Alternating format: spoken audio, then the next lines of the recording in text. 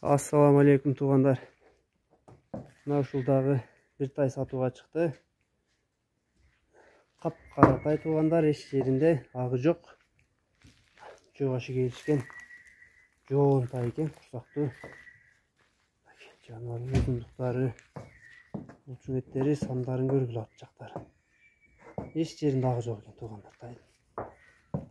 Баштарын келишкенден карагыла. Баштары дагы дөңүрөк экен баштары. Алдында да кашкалар жок. Жанар. Тайдын эти арык туғандар. Багылбаган тай. Караңыздарчы сынын. Мына туғандар тай ушул болду. Кыргыз жылкы, таза арка жактары жанардын мүчөлөрүн көргүлө туғандар. Kimge тай жаккан болсо туғандар, өзүңөр баалап, өзүңөр сындап көргүлө. Биз болушун тайдын турушун көрсөтүп коебуз.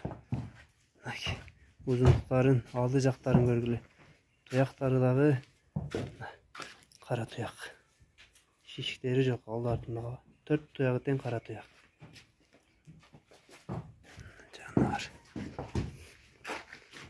Азыр баазын айтабыз, тарих айтылат.